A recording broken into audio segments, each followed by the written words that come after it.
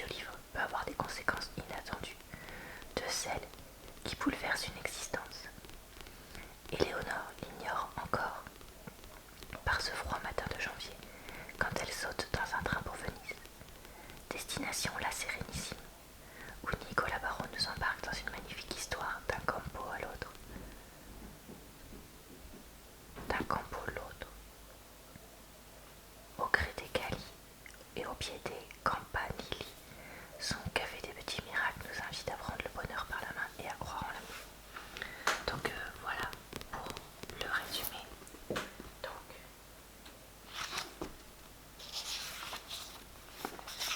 nous allons maintenant voir un petit peu le style d'écriture. Nelly aimait la lenteur. Elle était plus encline à flâner qu'à se hâter, et elle réfléchissait très longuement avant de prendre une décision. Par ce clair après-midi d'automne, tandis qu'elle se promenait au bord de la Seine et que le serpent de tôle, se pressant le long du quai, se figeait sous les coups de klaxons, elle ne put s'empêcher de penser à Paul Virilio et à ses théories sur l'immobilité fulgurante. Oui, il était fâcheux que l'être humain essaye toujours de repousser ses limites, et l'accélération croissante du monde ne mènerait à rien de bon. Son mémoire de licence sur Virilio avait toutefois poussé Nelly à Daniel Beauchamp, ce qui était une excellente chose. Voilà déjà 11 mois, 3 semaines et 5 jours qu'elle assistait le professeur de philosophie, et aussi longtemps qu'elle était secrètement amoureuse de lui.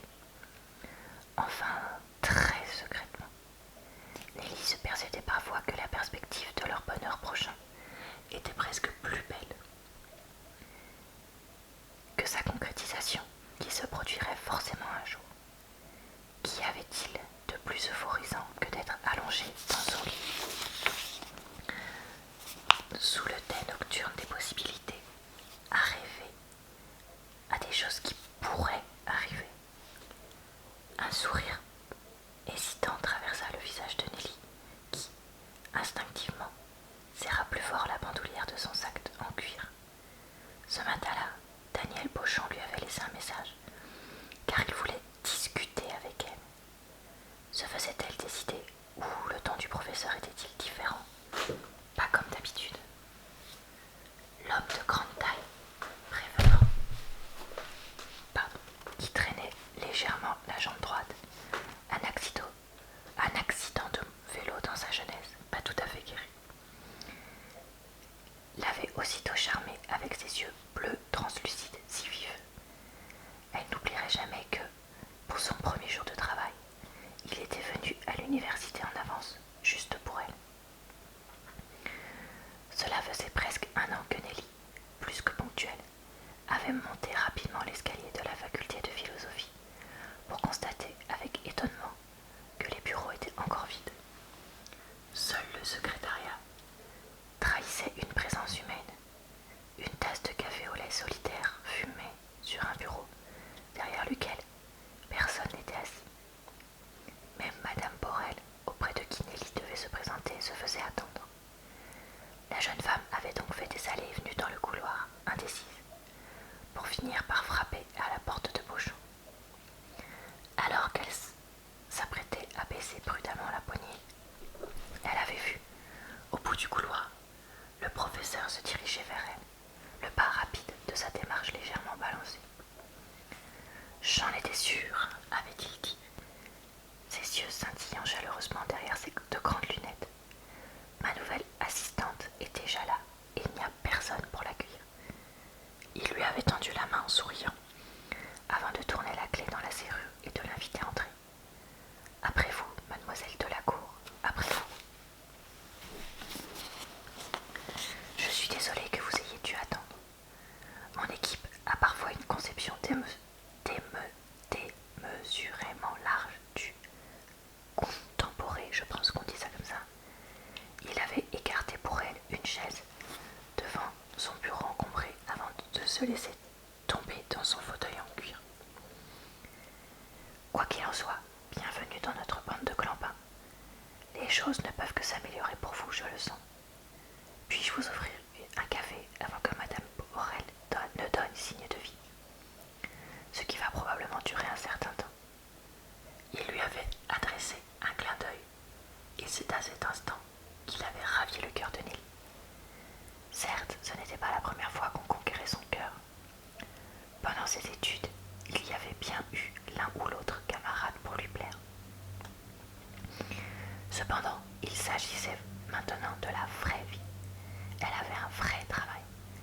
professeur Beauchamp était un homme, un vrai, pas un garçon amoureux qui cherchait maladroitement ses seins ou ne saurait pas vraiment ce qu'on dit à une femme.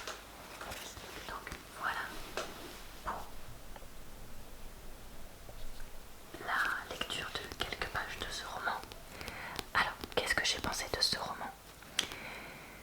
Eh ben, je l'ai trouvé bof et sans plus. Alors, pourquoi? J'ai trouvé que l'histoire, alors certes, c'est pas un roman qui est écrit pour être un grand roman philosophique, blablabla, blablabla, mais vraiment pour être un petit roman qui se lit tranquillement, d'amour et tout ça, mais quand même quoi. En fait, j'en profite pour faire une petite parenthèse. J'ai déjà vu des gens qui s'étonnaient que moi je lise des romans qui sont pour adolescents et jeunes adultes, sachant que, bah voilà,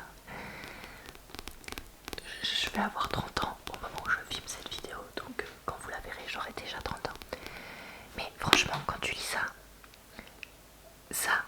un adolescent de 13-14 ans peut le lire sans problème. Et pourtant, c'est un livre qui est fait pour adultes. Et inversement, il y a certains romans pour adolescents que je lis que je ne donnerai pas à un adolescent de 13 ou 14 ans parce que il y a des trucs abordés dedans qui sont vraiment glauques, voire stressants, etc. Du coup, moi, cette façon de faire, genre ça c'est fait pour les jeunes, ça c'est fait pas pour les jeunes, personnellement, je trouve que c'est beaucoup trop arbitraire.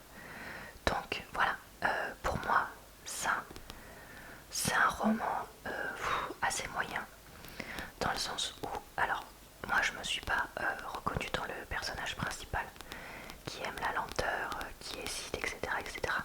Le seul aspect dans lequel je me suis reconnue, c'est le fait de pouvoir aimer quelqu'un, mais sans lui dire. Ça, c'est le genre de choses que moi j'ai pu faire quand j'étais plus jeune. Mais même pour moi, il y avait quand même des limites, alors qu'elle, elle en a pas. Le côté oh là là, on va à Venise, etc., c'est clairement juste un prétexte pour témoigner d'un voyage à Venise, quoi. Donc voilà. Après, il faut savoir que moi, Venise, c'est pas une ville que je trouve romantique. C'est pas une ville qui m'attire particulièrement. Donc voilà, bah, pour les amoureux de Venise, par contre, ah bah très bien. Pour les personnes qui veulent se rappeler d'un voyage à Venise, ah bah oui, lisez ce roman-là. Mais clairement, c'est un roman qui est fait pour les romantiques. Donc soit un homme très romantique, soit surtout des femmes romantiques. Il n'y a que des trucs évidents dans le roman, il n'y a aucune chose inattendue. Franchement, en lisant les 10 premières pages, on sait globalement ce qui va se passer. Enfin, les 10 premières pages, pardon, et le résumé qui révèle quand même la moitié du roman. On sait ce qui va se passer. Voilà. Le style est très moyen. Oui, ça se lit facilement, mais bon, après, il n'y a pas vraiment de vocabulaire élevé, etc. Alors, s'il y a des mots en italien, mais bon, moi personnellement, même si j'ai pas fait cette langue-là, ça m'intéressait pas spécialement. Donc non, franchement. Puis la fin, franchement, je l'ai trouvé vraiment bâclé, sans intérêt. Donc ouais. Au début, je le lisais parce que je trouvais ça mignon, etc., etc. Voilà. Et puis en fait, arrivé à la moitié du livre, ça a commencé à un peu me saouler. Et puis je me suis dit bon, je le finis quand même. Mais ouais, franchement, est-ce que je recommande ce roman? Non. Honnêtement, non. À moins que vous connaissiez, je vais dire plutôt une femme, même si je veux pas être sexiste dans ce que je dis, qui aime énormément les petits romans d'amour comme ça, ou quelqu'un qui veut se remettre à la lecture, franchement, voilà, vu que c'est vraiment petit, facile à lire, etc. Donc voilà, moi j'ai été vraiment déçue. Le seul aspect éventuellement positif pour moi de ce roman, c'est cette histoire de théorie par Virilio, parce que je suppose que c'est quelque chose qui existe vraiment. Et si c'est le cas, bah voilà, ça m'a permis de découvrir ça, cette théorie sur le temps, etc., un petit peu au début. Voilà, mais sinon pour moi ce roman